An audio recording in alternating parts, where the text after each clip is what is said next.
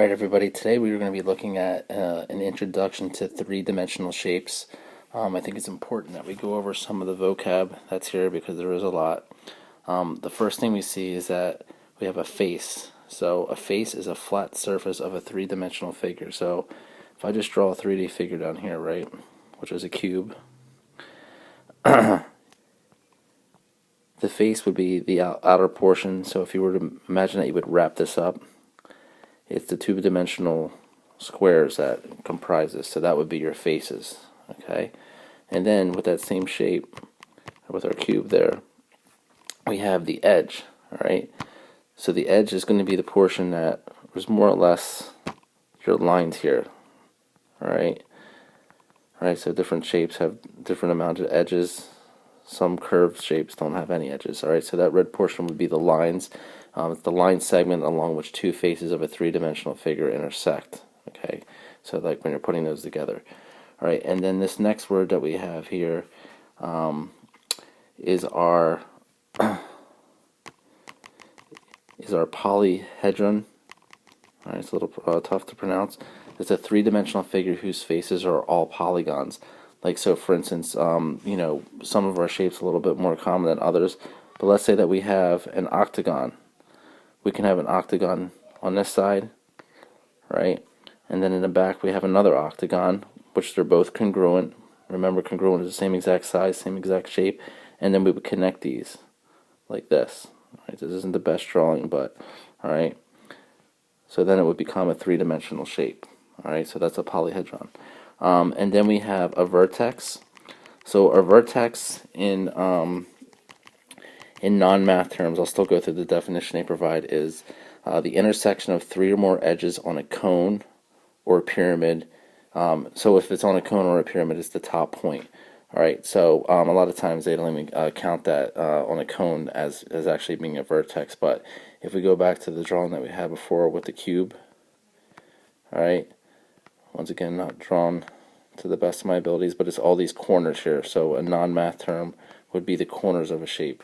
And then the base is if we have a pyramid like this, all right, if we make this three-dimensional by looking through, the base would be this portion here that I want to color in.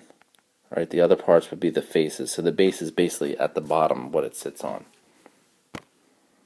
All right, the first thing we have is the prism. It's a polyhedron. So when you hear polyhedron, think of like a polygon, but in three-dimensional terms. A polyhedron has two parallel congruent polygon shapes. So for instance here, this is a triangular prism. These would be the congruent shapes, the triangle here and then the triangle there. Okay, so those are your congruent shapes that are all parallelograms. All right, so this would be a prism. But then a pyramid, think of exactly what you thought of. It's dealing with triangles primarily. So a pyramid would be something like this, right? A triangular prism.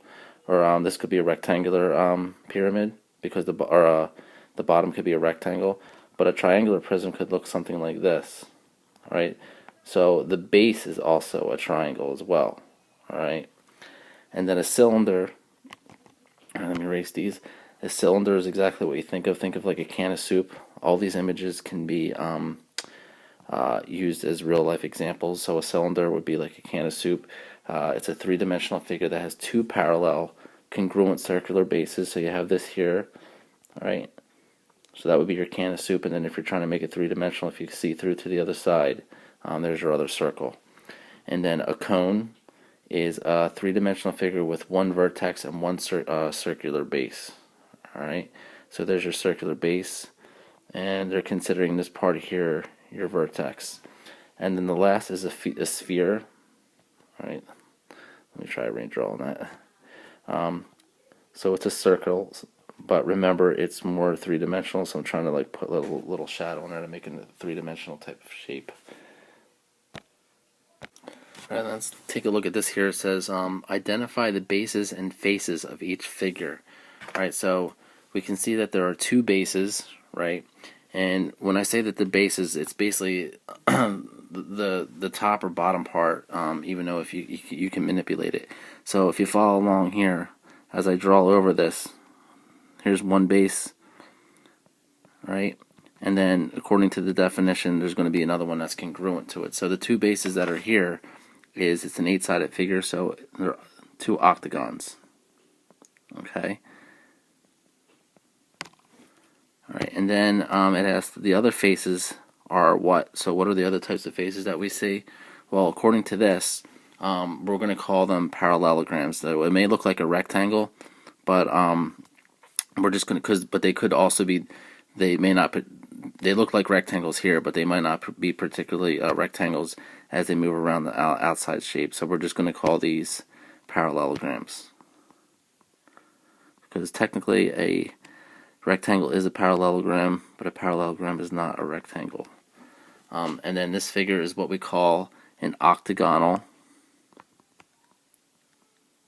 right? Because those are your bases, your octagons. It's an octagonal prism because it's involving two bases and parallelograms.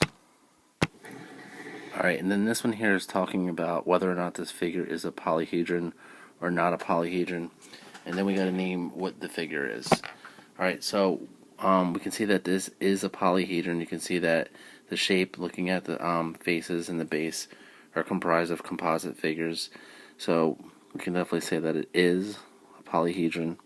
Alright, the figure is made up of a rectangular. So even though it can look like a square, I always tell you never to trust like the images. So it is a rectangular pyramid.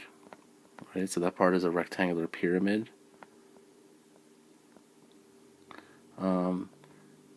Which is this top portion here.